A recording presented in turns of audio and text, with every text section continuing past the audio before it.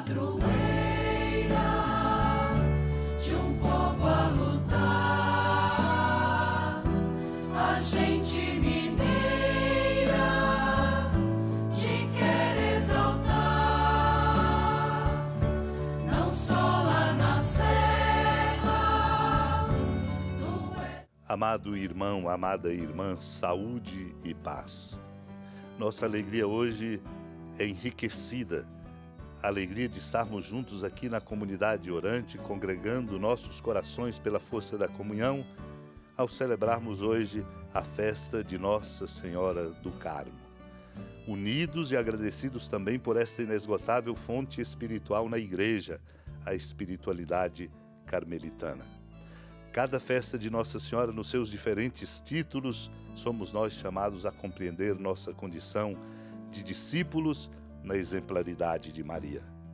Preparemo-nos para a escuta amorosa da Palavra de Deus com o que diz no Tratado sobre a Santa Virgindade Santo Agostinho. O que nos ensina o Senhor, a não ser que devemos antepor o parentesco espiritual ao parentesco carnal? E ainda, que não sejam considerados felizes os que se encontram unidos pelo vínculo de sangue e a pessoas justas e santas, mas sim os que seguem a doutrina e os exemplos dele. A seus irmãos, isto é, aos familiares do mesmo sangue que não acreditaram em Jesus, do que lhes aproveitou esse parentesco? Tampouco de nada teria aproveitado o liame materno de Maria, se ela não tivesse sido mais feliz por ter trazido a Cristo em seu coração do que em sua carne. Todo aquele que faz a vontade do meu Pai que está nos céus, esse é meu irmão, minha irmã e minha mãe. O Senhor indica assim o parentesco espiritual que o liga ao povo redimido. Ele conta como irmão e irmã a todos os homens e todas as mulheres que se tornam santos por serem seus herdeiros na herança celestial. Sua mãe é a igreja inteira, pois pela graça de Deus ela dá à luz os seus membros que são os fiéis. Além do mais, sua mãe é ainda toda a alma piedosa que cumpre a vontade do Pai, cuja fecunda caridade manifesta-se naqueles que ela gera para Ele, até que seja o próprio Cristo formado neles. Maria, portanto, meu irmão, minha irmã, ao fazer a vontade de Deus, é corporalmente só a mãe de Cristo, mas espiritualmente é também sua mãe e irmã.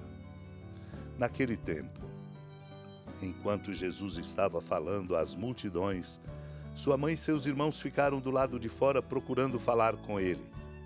Alguém disse a Jesus: "Olha, tua mãe e teus irmãos estão aí fora e querem falar contigo." Jesus perguntou àquele que tinha falado: "Quem é minha mãe e quem são meus irmãos?" E estendendo a mão para os discípulos, Jesus disse: "Eis minha mãe e meus irmãos, pois todo aquele que faz a vontade do meu Pai que está nos céus, esse é meu irmão, minha irmã e minha mãe."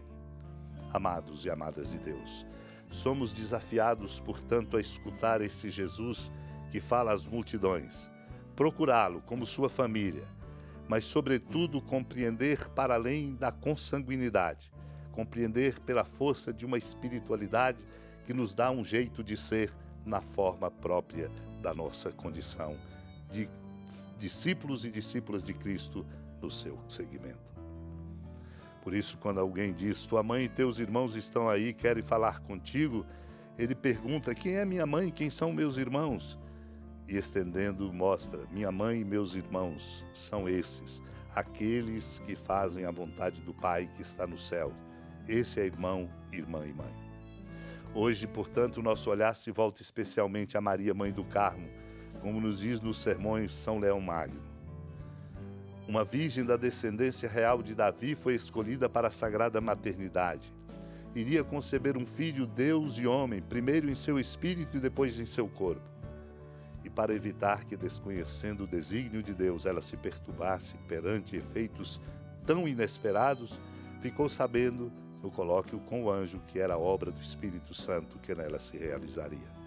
Maria acreditou que, estando para ser em breve mãe de Deus, sua pureza não sofreria dano algum. A sua fé e confiança são ainda confirmadas pelo testemunho de um milagre anterior, a inesperada fecundidade de sua parenta Isabel. De fato, quem tornou uma estéril capaz de conceber, pode também fazer com que uma virgem conceba. Portanto, meu irmão, minha irmã, a palavra de Deus, que é Deus, o Filho de Deus, que no princípio estava com Deus, por quem tudo foi feito e sem ela nada se fez, a fim de libertar o homem da morte eterna, se fez homem.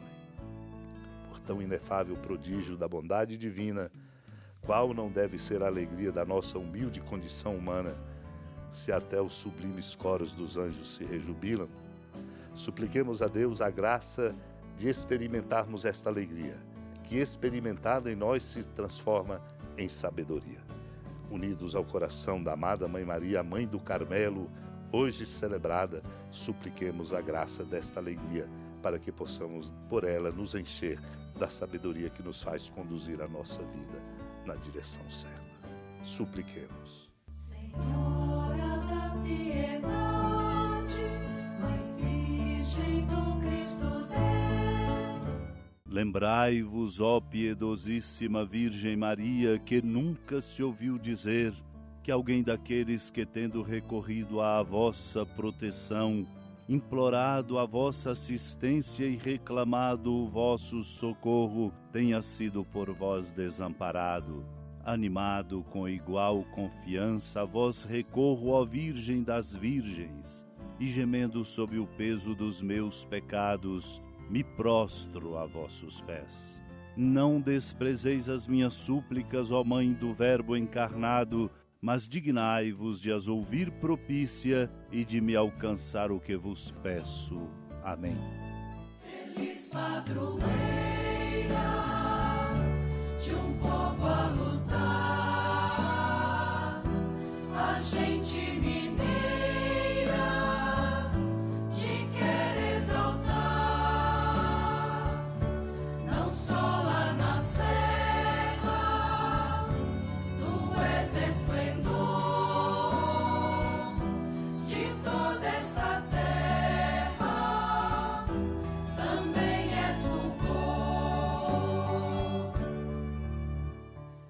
Amado irmão, amada irmã, com alegria, do Santuário Basílica da Padroeira do Estado de Minas Gerais, a Senhora da Piedade, que da sua casa de clemência e bondade nos acompanhe e nos abençoa do alto da serra, magnífica arquitetura divina, a bênção de Deus, amor misericordioso. Pai, Filho e Espírito Santo, desça sobre sua família, proteja sua casa, sustente sua vida, fecunde o caminho missionário de nossa igreja, nos encha de sabedoria e permaneça conosco para sempre. Amém. Feliz padroeira